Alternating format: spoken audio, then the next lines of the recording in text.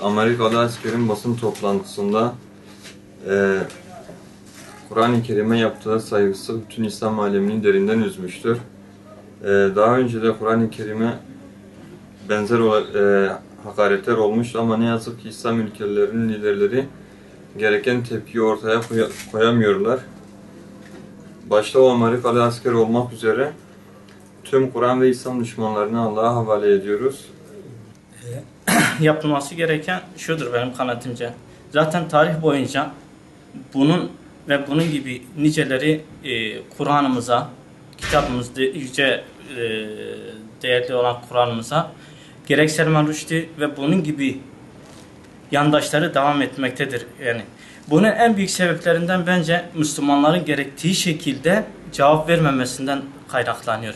Buna gereken cevabı, gereken tepkileri verilmiş olsaydı, bizleri de birbirimize düşürmemiş olsalardı, biz Kur'an'a saldıranlara beraber bir birlik olarak bütün Müslümanlar bir birlik olarak bunlara karşı tepkilerini koymuş olsalardı, bunun gibi Amerikan yandaşları, Amerikan zihniyeti insanlar kalkıp da Kur'an'ımızı yere atamadı.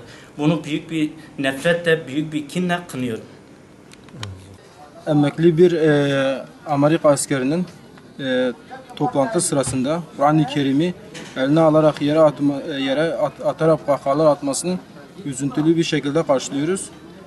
Üzüntü ve öfkeyle kınıyoruz. Bu tür İslam düşmanları için yaşasın cehennem diyoruz.